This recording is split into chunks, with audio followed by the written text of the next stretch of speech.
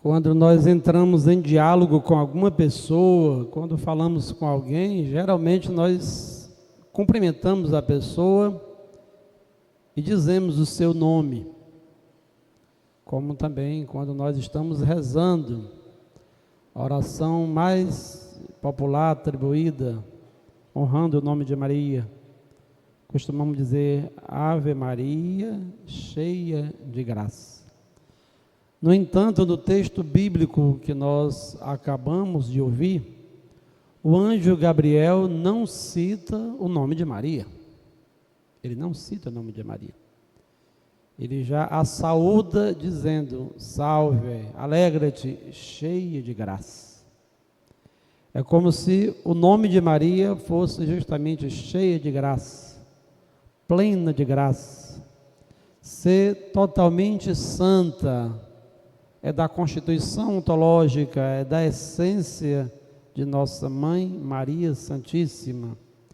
E este é o texto que fundamenta, biblicamente, o dogma da Imaculada Conceição.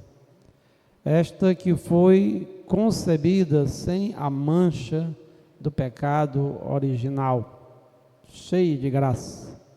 Portanto, os que são pecadores não apenas cometem o mal, mas estão vazios da graça de Deus.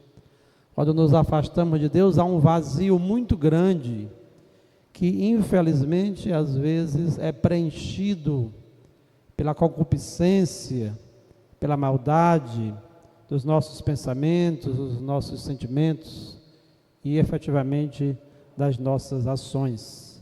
Pecado original, as leituras hoje nos mostram o sentido de tudo isso. Há pessoas, até mesmo na catequese, que ficam assim questionando, mas qual foi a culpa que eu tive? Ora, lá no passado, Adão e Eva fizeram tudo que não presta e agora eu tenho que pagar por isso, né? E nós também, no plano do somático, do corpo humano, nós passamos por essas situações. A genética, a hereditariedade nos ensinam isso. Ninguém é gordo porque quer, ninguém é obeso porque quer ser obeso. Há tantas e tantas pessoas que inexplicavelmente na juventude contraem um câncer e morrem de demais doenças, porque tudo isso já está inscrito na própria genética da pessoa. E do ponto de vista espiritual, às vezes nós não queremos aceitar. Toda a humanidade estava ali. Se há uma hereditariedade, digamos assim, do ponto de vista somático, corporal, enquanto pessoas de fé, nós também acreditamos nisso, que há uma herança comum a toda a humanidade, que é justamente o pecado dos nossos pais, pecado que passa e que mancha as gerações futuras. E o texto bíblico mostra justamente no Gênesis que quando os nossos pais estão lá no paraíso e eles cometem o pecado, eles não têm a capacidade de assumir, eles se esquivam, eles acusam. Vejam que Adão vai acusar Eva, foi esta mulher que colocaste do meu lado, foi ela que me influenciou. E quando Deus conversa com Maria, com Eva, o que acontece? Ela também vai acusar a serpente. Diziam os antigos que aquilo que não é assumido não pode ser redimido.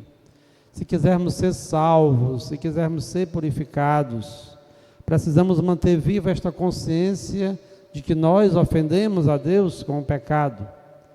E do ponto de vista humano também é assim. Se alguém nunca se assume enquanto alcoólatra, não vai vencer o alcoolismo. Se a pessoa não assume o seu pecado de viver no adultério, na pornografia, de ser fofoqueiro, de ser invejoso, trapaceiro, não poderá também receber a remissão dos seus pecados.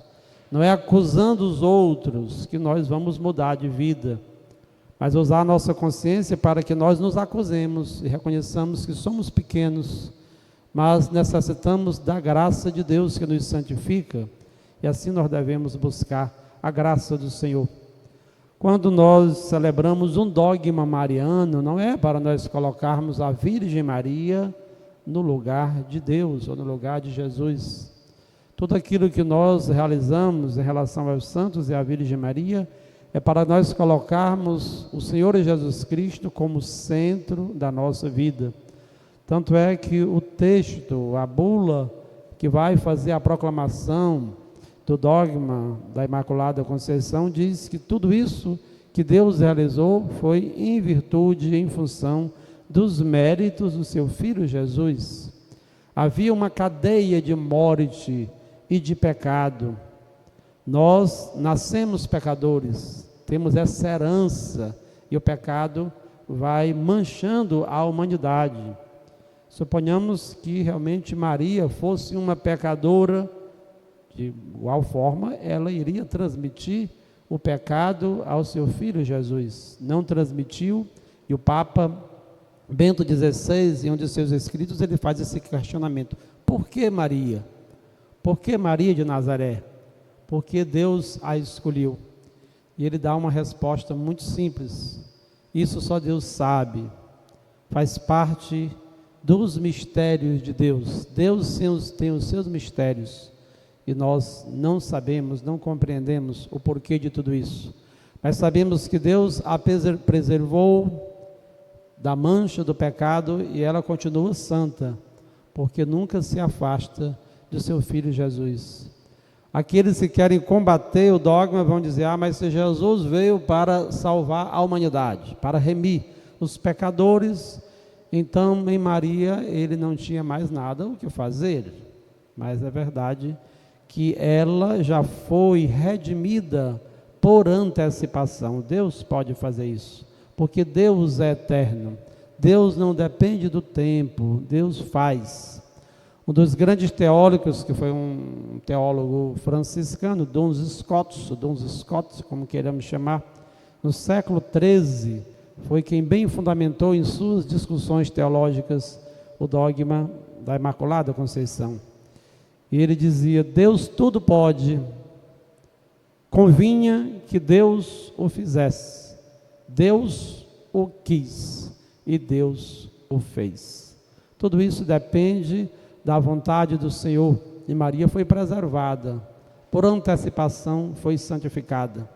Um exemplo muito simples: nós que acabamos de sair de uma pandemia, como é que nós fazíamos? Quando alguém era diagnosticado, eu fui por 2 vezes diagnosticado com Covid. Imediatamente, embora os médicos não tivessem segurança, mas eles estavam administrando medicamentos. Eu lembro que tomei medicamentos. Da primeira vez, foi mais serena a situação para mim. Na segunda vez, o médico administrou um protocolo completamente diferente e eu tive reações terríveis. Não pela doença, pela pandemia, mas pela própria medicação. Mas, enfim, claro que nenhum médico quer matar ninguém.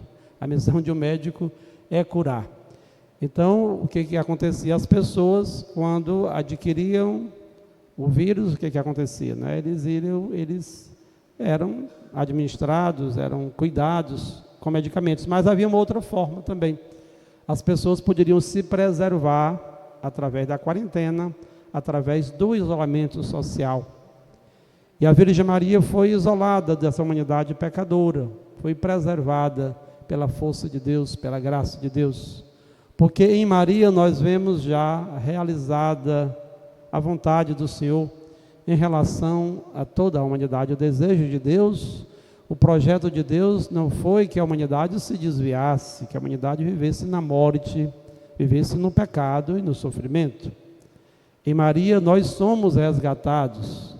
A segunda leitura fala de uma forma tão sábia para todos nós, na carta de São Paulo aos Efésios, quando ele diz que em Cristo ele nos escolheu antes da fundação do mundo, para que sejamos santos e irrepreensíveis sobre o seu olhar do amor. Antes da fundação do mundo, vejamos, nós já éramos predestinados, nós já éramos amados. Deus já tinha seus planos, Deus já sabia de tudo e conhecia tudo. e nós fomos predestinados e escolhidos para sermos santos e irrepreensíveis no amor, sob o seu olhar. Quem sempre entende que é visto por Deus, vigiado por Deus, olhado por Deus, se esforça para permanecer nos caminhos do bem, nos caminhos da santidade. Quando Deus não é mais referência para nenhum de nós, aí sim, nós nos tornamos absolutos, como uma criancinha que tem medo da autoridade dos pais, ou de um avô, ou de um professor, e na ausência deles se torna uma pessoa irresponsável, de forma anárquica, faz tudo aquilo que pretende. Mas nós temos fé, nós temos consciência de quem somos. Sabemos que temos um Pai amoroso, que enviou seu Filho para nos salvar, que preparou uma digna habitação. Maria, como a nova arca da aliança, aquela que preserva no seu ventre a palavra, o verbo eterno do Pai. E assim nós devemos caminhar, irmãos e irmãs, sempre com esta consciência de que no mundo não estamos sozinhos. Deus tudo vê e Deus olha para nós. Olha quando estamos felizes, quando estamos tristes, quando passamos por dificuldades, nós nunca estamos sozinhos. Recorramos à graça de Deus, olhemos para a Virgem Maria como aquela que recebeu de Deus este grande dom, a grande dádiva de ser a mãe do nosso Salvador.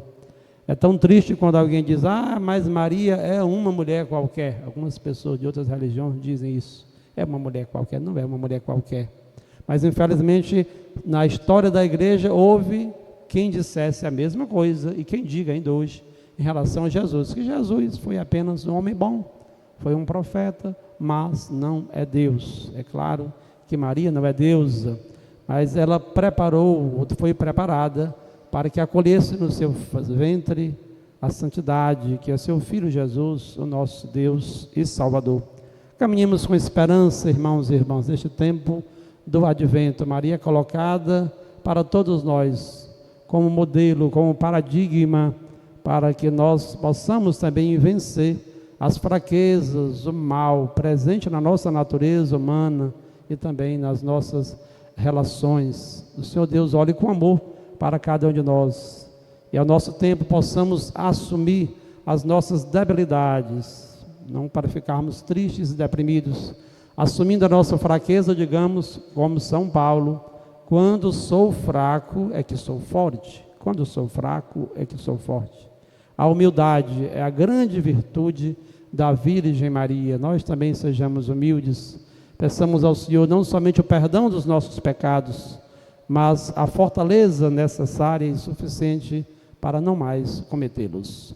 Louvado seja o nome de nosso Senhor Jesus Cristo. Para sempre seja louvado.